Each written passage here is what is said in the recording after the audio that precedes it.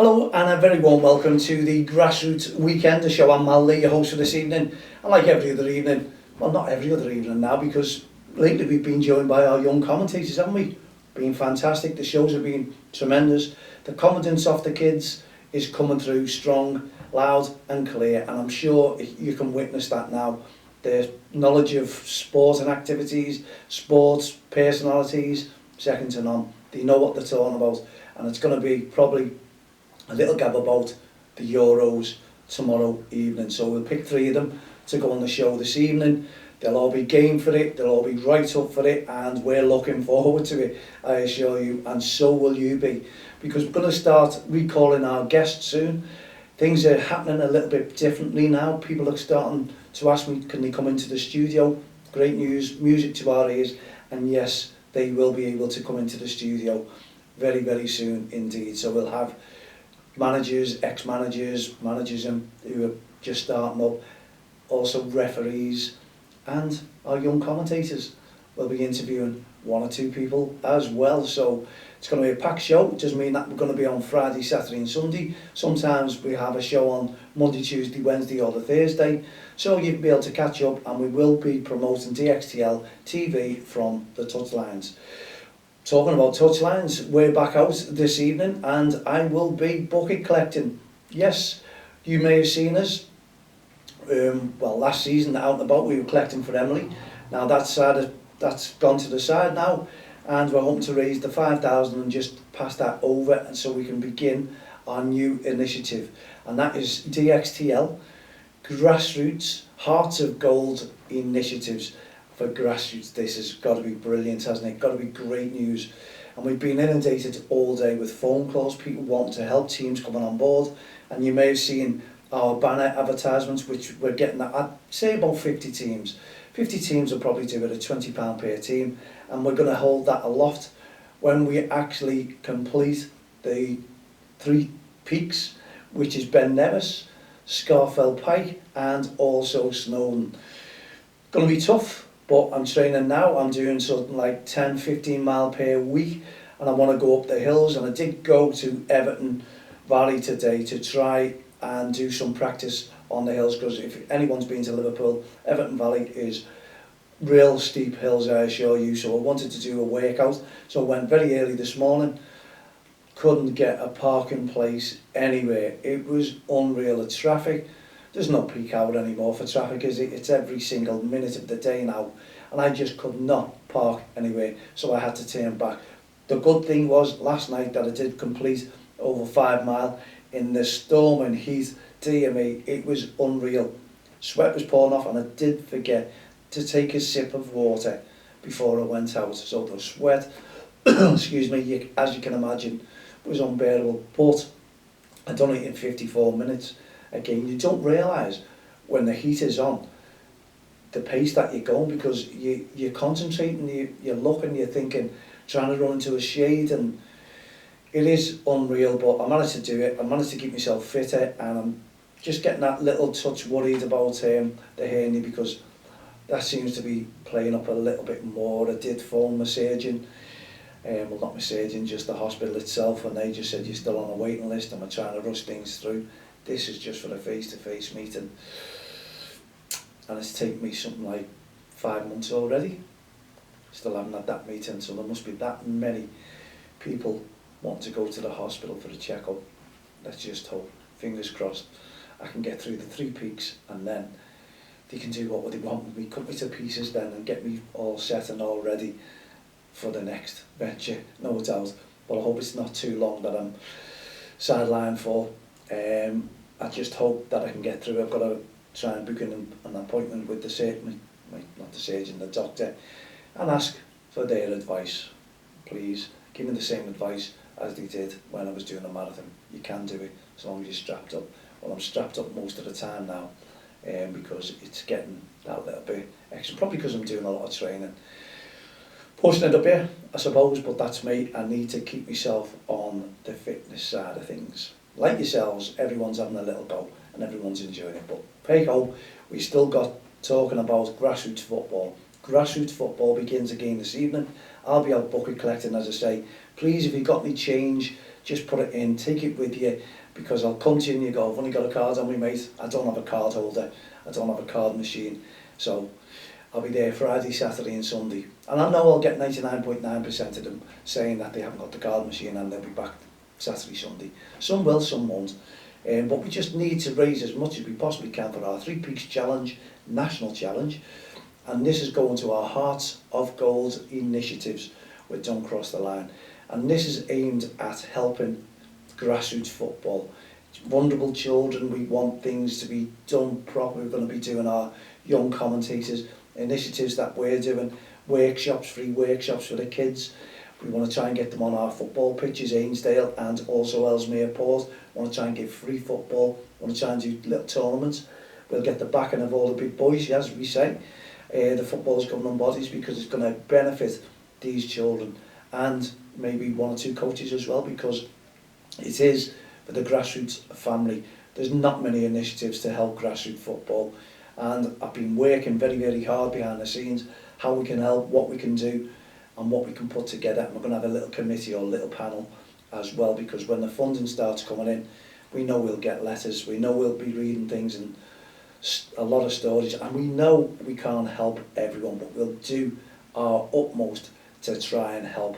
But it is down to yourselves to help us with your heart of gold, to come back to us, to help us, to donate, to do little things that you can do, to put on a charity game for us, to raise funds. We want a team, a massive team of volunteers to help our Hearts of Gold initiatives. And when we get them, you will get your own Hearts of Gold award as well, because you're going to be one of those people who are just unreal. People who want to make a difference, people who want to get the kids active, want to keep the kids fit, healthy and safe. And that's what we want to do with our DXTL Hearts of Gold initiative. And you can support us as much as you possibly can, because we know there's millions of Hearts of Gold out there. It doesn't have to be local, it can be national.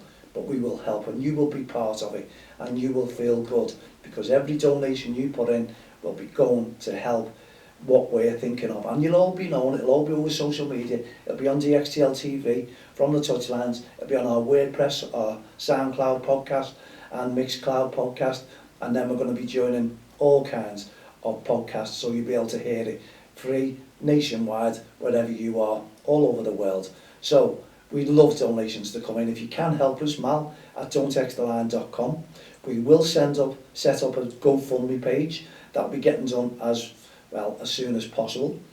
We'll go cap in hand. We'll try for lottery grants. We'll try for every grant that we possibly can, because there's a lot of initiatives that are going to be tied around all this that you're going to be proud of, and you're going to be proud to help us with as well. And who knows, you may be able to get involved with us, because we're going to design some nice t-shirts as well, and you can just buy one, you can wear it. Hearts of Gold, football, swimming, basketball, table tennis, cricket, you name it, every sport in the book will have a Heart of Gold to coincide with that sport. So it really is going to be a cracker, and we just want to help everyone. We're a not-for-profit organisation. Everything that we do, because we're a CIC, which is a community interest company, next best thing to a charity, we want to put it all back to help our communities, as many as we possibly can.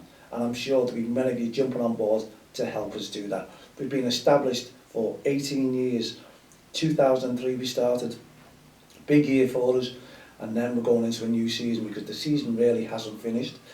It's been extended, which is good news if you're playing grassroots football and you're still in cup finals and cup matches, and maybe some leagues as well. If you're allowed to play leagues, it's non-competitive, I think. So we're having cup finals, non-competitive. I don't know where that one comes from, but there you go. It's all non-competitive football. There's no league tables, there's nothing. It's just friendly games. But we're going to be doing friendly tournaments. We're going to be doing everything we possibly can. Getting coaches on board, getting people DIY, SOS, grassroots. That's what we're going to be doing. DIY. Where are we getting all this from? DIY, grassroots, SOS. We'll be saving you. We will be helping you. We'll be doing everything together, and you'll hear and see us and know all about us as well. We're established, as I say, for 18 years. You know of us now. We're doing our Respect campaign, that is going through the roof. We were down at the LCFA today. It was nice to meet Dan Green, who's the new secretary there, and also Natasha Williams, who's the new development officer for the referees. Wow, it was great, and Steve Swinnow as well was introducing us to them, but couldn't spend that much time there. But it's really, really positive. Natasha's going to be in touch with us regarding young referees, female referees, and everything we do with referees. We need to help them, we need to stabilise all grassroots football, and we need all the irate parents, referees, not irate referees, irate parents and spectators to help the referees as well, because many of them are young referees out there. They don't need no hassle, they need encouragement to get themselves through, to move to the next level. And that's what we want of our children as well. So don't forget, when you're shouting verbal abuse, showing aggressive behaviour, maybe racist comments, maybe bullying, which is all out, zero tolerance, we don't cross the line towards all that. We don't want to see it, hear it, or even look at it, contemplate ever it being there from the touchlines. We need it to disappear, and that is what we're trying to do. We want to try and encourage our referees, because if you do encourage them, they'll only become better referees and also develop their skills a lot quicker, just like the kids. And the kids can't develop their skills if you are shouting and screaming at the referee. No, they can't, because they're hearing that. And sometimes they will think, that's right, mum and dad, brother, sister, they're all doing it. Why can't I? To the referee, they're right what you just give there. Because that referee, remember this, that referee does not tell you or criticise you if you make any mistakes. So why should that referee be criticised if a mistake comes out? You can't turn around and say, cost the game, cost this. It's grassroots football, as I've just said, non-competitive. They're there for the laws of the game. They're there to establish good football. Imagine taking that referee away. You know what it's like? And let the kids play without a referee. What would it be like? It'd be mayhem. Then you put the manager in charge because the referee, for some reason, has walked away from the game. The kids don't like it because you're supposed to be impartial. You're their manager. Yes, you're giving decisions against them. Does it work? No. All the coaching goes out the window. And the same if you go on to the opposition and their manager comes on. Those kids will want that manager to give them the decisions, the fouls, the free kicks, the penalties. It doesn't work. So this is why you should be respecting the referee. Respect 2021. And now we are awarding a fantastic prize. If the referees out there, grassroots, like Nike stuff, well, we've had a lovely package, or we're getting a lovely package for our referee of the year for Respect 2021. And we're asking you, the football family, to vote. It's a national campaign, national referees, national winners, and the best one we're looking at. We've been monitoring a lot of referees ourselves throughout the season, with leagues, with ourselves, with our volunteers. There's feedback. We can't just take it as, wow, what a referee, one game, brilliant, that's it, winning. It's got to be overall. We're looking at the bigger picture here. There's referees coming through, developing, referees improving, referees going down a level, going up a level, whichever it is for you, and they are being assessed by everyone. And believe me, I do know my rules, I do know the laws of the game, I do watch carefully, and I watch every referee. And if that referee makes a mistake, that's noted in my head, it is, you know. And sometimes I used to go over and tell the referee what I thought was wrong. Now I've taken a back seat away from that. The mentor side of things is gone. Now I'm just monitoring referees and watching, and I'm also monitoring managers, parents, spectators, you name it. And we talk to the committee all the time about what is going on. So it's well worth getting involved with our DXTL Hearts of Gold initiatives, because it affects everything within grassroots football, and it's going to improve us tenfold. And then you've got Colin Fulton, who's an absolute gent of a guy.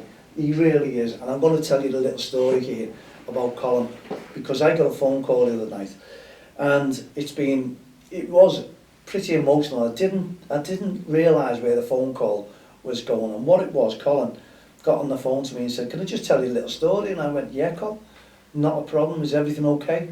"Yeah," he said. "Look," he said, "going back a few years ago," he said, "I've got this story to tell you. I was a football manager, and I was always at my games, And if the referee blew against us, I was always shouting and screaming at that referee, and I was really, really angry, and I was probably putting that referee off. And it was going on for quite some time. So I'm listening away and I'm going, okay, Col. He said, but you know what? He said, not so long ago, well, it is now, it's probably 12 months ago, he said, this gentleman did come over to me by the name of Mal Lee. And I just had a little smirk on my face there, and I thought, where's this story going? He said, and he put me right, he put me in my place about that referee, telling me that I'm shouting and screaming at a referee because that referee is doing their job, regardless of what decisions they give. So why are you shouting at that referee? Mal says. Does that referee tell you when you're making mistakes, Col? Does that referee tell you when you or one of your players have missed a goal, or you've done something wrong, or you're not doing this right? No, that referee doesn't. And Colin says to me, but I started to take that on board, and it made me a better man. It made me an outstanding man on the football pitch. I shake the hand of every referee now, or punch the fist because of lockdown. And I started getting a little teeny bit emotional because I was going, still, where's this going, Col? I appreciate that, thank you very, very much. And he said, you know what, for many years I've said to you, Mal, I'm going to help you out. He said, and I have. He said, I've gone places with you. He said, but it hasn't been me helping you out. It's you helping me out all the time. And when he lost his girl, we're always on the phone, we're always talking. And then I've offered him a place on the bus when we go to our Three Peaks challenge, because Colin is good company. And I said, look, Col, you deserve this. You deserve a little breakaway. We're doing the Three Peaks, you can do it if you want. You don't have to. I know he's got bad shins. But he's really encouraging when he comes, and 3 days away will probably do him the world of good, because he's been stuck in one house and memories came flooding back, and it's been hard for him. And I mentioned to him the other day, come with us, come on, we'll get you out of the way, it's going to be fun, because Colin was on the bus with Chris and they got us through a really, really tough 26-mile marathon. And they played the music, passed us the water, encouraged us, shouted us, Facebook Live, you name it, Col and Chris and the lads all done brilliantly and kept us really, really motivated. So he said, because you've done so much for me, every time I ask you, there's a trophy there when I'm doing something, you put it up. He said, you never charge me. He said, you'd always throw them to me. He said, because maybe a heart of gold, I don't know. He said, I'd like to start doing things for you now, Mal, because I've got a golfing tournament that I was doing for my Jan, in memory of Jan, and I'm picking a charity, and the charity is going to be yourselves, DXTL, Heart of Gold initiatives. He said, I'm also doing Spot the Balls, and that is going to go to you as well. He said, because I really, really want to make a difference of what you're doing, because I like what you're doing for the Grassroots, family of Grassroots, and the initiatives that you're putting in with the young commentators, with everything that we do, Respect, workshops, our football things. We try and do everything we possibly can. And Col then touched me, then it was hard, it was really emotional, I couldn't get over it, I couldn't stop thanking him. And man to his word, true to his word, that is what Colin is doing now. And obviously we sponsored the golfing tournament because we're going to feel that we need to. Nice little trophies there, the lads or lasses are going to be made up with them. And we just want to give something back, even though Colin is giving something to us. And there's plenty of you coming out there and helping as well. And we can't thank Colin enough. So Colin Fulton, thank you once again, because it is emotional. It is great when people get on board and people want to help you as well. And that's why I'm out bucket collecting, and I want to try and raise as much as I possibly can. And the pet hate for me is, I need as much cash as you can, because I'm one of these people, even though you have to do it because other people won't give money. You like your GoFundMe, just giving, you go to them and they take a percentage out of it. There's others who just take a percentage. I like to give cash that goes to cash. I don't like to go percentages here, percentages there. You get the full cash, and the full cash comes towards you so you can help out that little bit extra. You know, not helping out people who are just going, use our platform. You're making us a fortune, thank you. So I think you know where I'm coming from when I'm going around bucket collecting as well. We need cash in. And as a result, whether it's going to be this weekend and next weekend, we'll keep you informed as to what is happening and what we're raising. and where it's going, and you're going to love it. You're really going to get on board with us, honestly. So please, wherever you are, especially even if you want to donate, you know, I'll give you the bank account details until we set our GoFundMe page up as well. But please help out Mal at don'texttheline.com. Wait for our young commentators. There's going to be all kinds. I've asked someone to design our heart, because you're going to love that as well. Because it's going to be for every sport and activity. We're really going for it. It's going to be grassroots. And let's go a roundabout way, as it just gives you that massive message and a great feeling that you're helping out what we're achieving. So wherever you are, grassroots football, especially this weekend, please don't forget, respect the referee. The banner, by the way, we're holding the banner up. It's £20 per team, per club, £20 to have your name on our banner. We're going to be holding it up on 3 peaks. I did say that earlier on, but I forgot to tell you what price it is. We're going to aim for 50 teams. I think we've got 20 or something like that at the moment. Well, if it's that, it could be 50, I'm not too sure. But we just want every team. Get in touch with us, send it to 20 quid, and your name goes on the banner, and we will hold it up on all 3 peaks. And there'll be loads of media coverage on that one as well. So see if you can help out. And we thank every single team at the moment. And we will read them out probably Sunday and let you know what teams are on board, because we're hoping to get a lot more on board over this weekend as well. I've got my little list. I'll just add to it. Okay, there we go. We've gone right over our time because I'm talking too much. Thank you very, very much indeed for tuning into the Grassroots Weekender show. From all our podcast listeners, listeners and all our viewers on DXTL TV. We'll be back again tomorrow evening, hopefully with a show from young commentators. Should be a cracker. Euros, it started. Come on, England. Let's go and do it for all the nation. Bring everyone together if you possibly can. In the meantime, we'll see you tomorrow. Myself, Malney, and all the team here at the Grassroots Show. Don't cross the line and respect programme. Have a great evening. Put your feet up, relax, have a little drink. Think of grassroots football. Think of DXTL, and think of our respect when you're out and about on the touchlines. Good night, God bless.